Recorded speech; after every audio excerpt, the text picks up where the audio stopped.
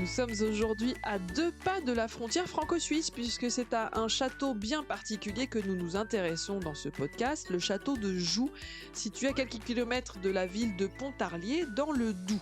Sorti de terre au Moyen-Âge, ce château de Joux est encore bien préservé aujourd'hui et ouvert à la visite.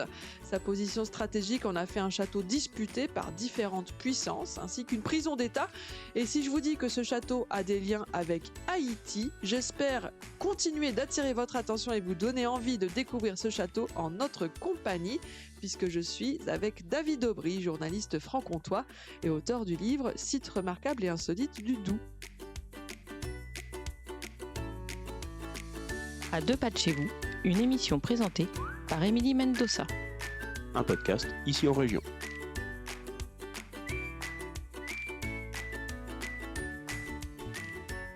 Bonjour David. Bonjour Émilie.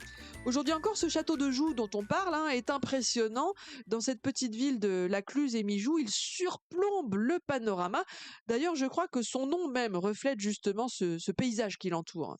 Étymologiquement, en effet, le terme Joux provient du latin juria, ce qui signifie forêt de montagne. En fait, Jura ou Joux désigne à l'origine une grande étendue de forêt. D'ailleurs, sans être chauvin, ou alors juste un petit peu, c'est dans le Jura et le Doubs en l'occurrence que l'on peut voir les plus belles sapinières de France. Les montagnes autour du château de Joux, justement, elles sont riches de forêts. Des forêts qui ont de tout temps été exploitées pour le chauffage, pour la construction ou encore l'industrie. La sève était même transformée en POIX, POIX, qui était autrefois un combustible et un isolant. Et le bois de cette forêt de Joux donc, a toujours été une matière première essentielle à la vie quotidienne et ça a fait la richesse de cette région. Voilà donc le décor planté. Et si on s'intéresse maintenant de plus près au château lui-même, à quelle période remonte sa construction ? Les premières mentions du château de Joux, elles datent de l'époque médiévale. En 1034, il n'était probablement qu'un simple fortin en bois destiné à contrôler et défendre ce qu'on appelle le passage de la Cluse, qu'il surplombe. C'est un véritable goulot, donc un lieu stratégique. Ce château de Joux, un haut lieu d'histoire d'architecture militaire, pour tous les habitants d'hier et d'aujourd'hui, c'est un monument emblématique de la Franche-Comté. Il est situé à 5 km de Pontarlier et surtout à 15 km de la frontière suisse. Ce château, on l'a dit, domine d'une centaine de mètres le passage de la Cluse. C'est un étroit passage naturel qui permet de traverser le massif du Jura.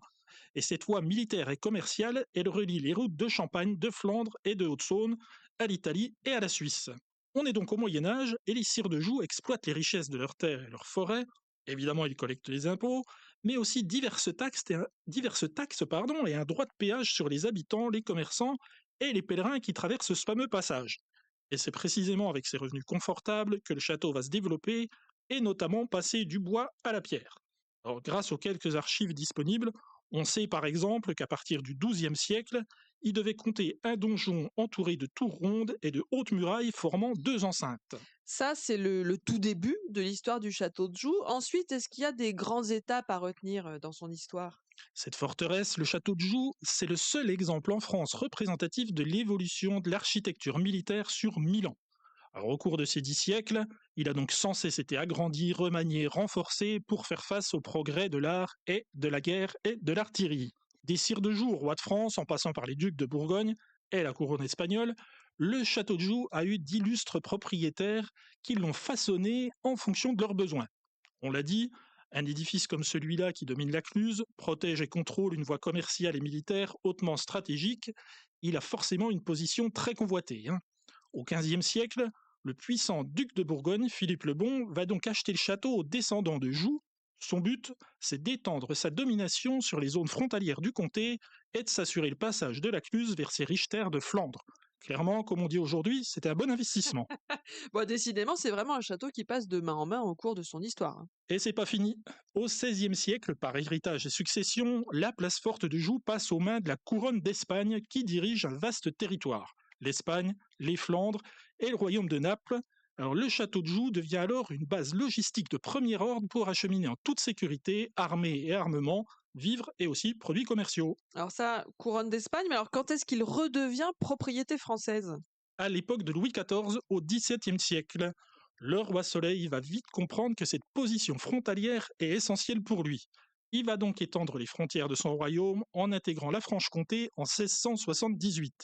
Et c'est Vauban, le célèbre Vauban, son ingénieur militaire, qui va être chargé de modifier les places fortes prises à l'ennemi espagnol pour créer ce qu'il a appelé la frontière linéaire du royaume, le pré-carré. Le but, il est clair, il s'agit de stopper une armée ennemie qui viendrait par la Suisse. Alors, le château de Joux est alors intégré à un système défensif frontalier qui comprend également les citadelles de Belfort, de Besançon et les forts de Salins. Alors, qu'est-ce que va transformer Vauban à Joux? L'ingénieur royal va s'appuyer sur le rocher et les bâtiments existants. Il va adapter la fortification au terrain pour définir 5 enceintes fortifiées, échelonnées et bastionnées qui vont permettre de combiner l'action de l'infanterie et celle de l'artillerie. Les premières et deuxièmes enceintes sont renforcées. Sur la troisième enceinte, la tour médiévale d'artillerie, celle dite du fer à cheval, Vauban va réaménager sur 3 étages et une tour bastionnée et ajouter à l'autre extrémité de la courtine. La quatrième enceinte, elle est quant à elle divisée en 2 par une courtine, flanquée de 2 bastions, et enfin, la cinquième enceinte est entièrement reprise. Et c'est pas tout. En plus des ouvrages de fortification, Vauban équipe le château de tous les aménagements nécessaires à la vie d'une garnison de 5 à 600 hommes. Des casernes pour loger les troupes et les officiers, un logis plus confortable, évidemment pour le gouverneur, une chapelle, des magasins pour les vivres et les munitions, et un grand puits pour l'approvisionnement en eau. Et un petit truc en plus, si j'ose dire, le château étant placé sous la gloire du roi Louis XIV, il faut que ça soit, donc une porte d'honneur sur la courtine de la quatrième enceinte est installée. Et ensuite, étape suivante, dans l'histoire mouvementée du château de Joux dans le Doubs, c'est le 19e siècle, je crois. Absolument. En 1813, les royautés européennes se liguent contre Napoléon Ier. Alors que l'empereur avait porté les combats loin des frontières de l'Empire, cette fois, le territoire français est menacé. Les Autrichiens assiègent le château de Joux, et au prix d'efforts considérables, ils réussissent à installer leur artillerie sur la montagne du Larmont. Le château est désormais à portée de leur tir, il subit beaucoup de dégâts. L'année suivante, ce sont les Suisses qui prennent le château pour contraindre Napoléon Ier à abdiquer une seconde fois, et dans la deuxième moitié du XIXe siècle, le château est restauré, et en 1844, le fort du Larmont intérieur, dit Fort Malher, est érigé en face du château de Joux. Puis vient la défaite française de 1871 et la perte de l'Alsace-Lorraine qui vont pousser la République française à lancer un nouveau programme de fortification de la frontière de l'Est. Le château de Joux est alors intégré à cette nouvelle ceinture défensive, la 5e enceinte bastionnée remaniée et agrandie pour devenir un fort moderne semi-enterré selon le système imaginé par le général Céré de Rivière. L'ensemble des bâtiments est recouvert de plusieurs mètres de terre pour amortir les chocs des obus et dissimuler le fort de la vue des ennemis. Pour la petite histoire, ces travaux sont placés sous la supervision du capitaine de génie Joffre, le futur maréchal.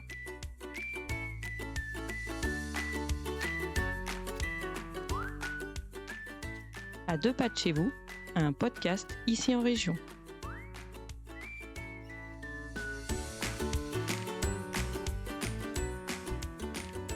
On a fait un saut dans cette histoire du château de Joux entre l'époque de Louis XIV, le roi Soleil, et le 19e siècle dont on vient de parler. Entre-temps, il s'est passé quoi à Joux? Beaucoup de choses. Du 18e au 19e siècle, il a aussi été prison d'État pour enfermer toute personne menaçant l'ordre public et la sûreté de l'État. Des prisonniers célèbres pour leur combat pour la liberté y ont été détenus, tels que Mirabeau, et surtout Toussaint Louverture, un esclave né dans la colonie française de Saint-Domingue, aujourd'hui Haïti. Et Toussaint Louverture, c'est encore aujourd'hui un personnage important dans l'histoire de Haïti, mais qu'on ne connaît pas toujours en détail en France. Du coup, vous me voyez venir, est-ce que vous pouvez nous en dire un petit peu plus? Et évidemment, Toussaint Louverture a été affranchi en 1776.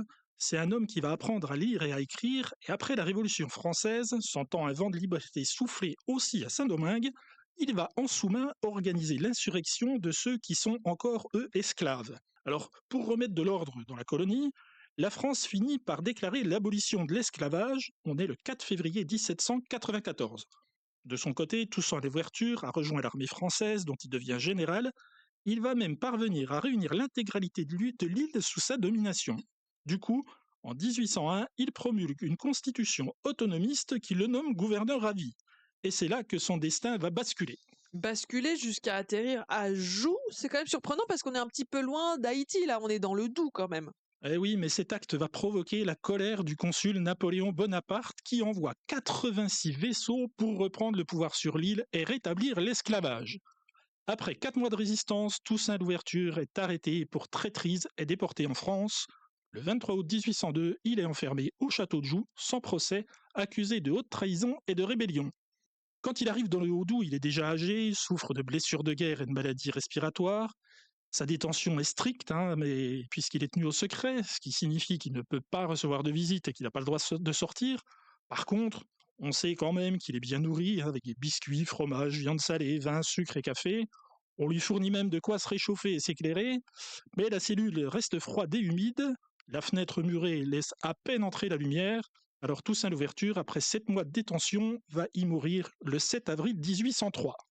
Il ne verra donc jamais Haïti devenir le 1er janvier 1804 la première république noire au monde, et il n'assistera pas non plus en 1848 à l'abolition définitive de l'esclavage par la France.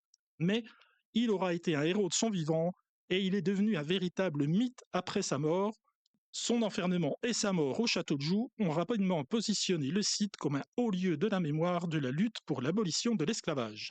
Et aujourd'hui, ça se traduit comment pour les visiteurs qui justement passent par le château de Joux, cette présence de Toussaint Louverture? Eh bien, depuis le 19e siècle, la cellule de Toussaint Louverture est visitée et nombreux sont ceux qui viennent s'y recueillir. En 2003, de grandes manifestations ont été organisées pour le bicentenaire de sa mort. Et mieux, dès 2004, le château est devenu la première étape de la route des abolitions de l'esclavage dans l'Est de la France. Chaque année, il y a 2 temps de commémoration particuliers qui honorent la mémoire du combat pour l'abolition.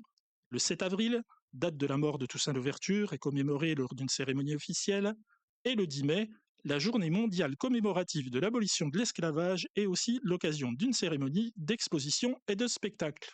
Tout ça dans un château qui est aujourd'hui composé de 5 enceintes, 2 hectares de bâtiments, 250 pièces, 3 fossés et 3 ponts-levis.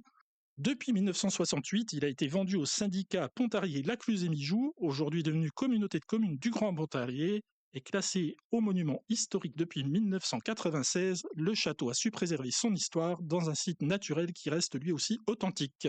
Et le château vit tout au long de l'année, y compris en été avec le festival Les Nuits de Joux, dont la 50e édition a lieu en 2026. Et puis on peut randonner un petit peu autour. Vous découvrirez tout ça aussi dans d'autres épisodes du podcast À 2 pas de chez vous. Pour visiter le château, le site web châteaudejoux.com, et pour en savoir plus sur le Doubs, votre ouvrage David Aubry, tout simplement, aux éditions Ici en Région, site remarquable et insolite du Doubs. Merci beaucoup David. Merci Émilie. C'était À 2 pas de chez vous, présenté par Émilie Mendoza. Retrouvez tous nos livres, articles, podcasts et vidéos sur notre site internet icienregion.fr.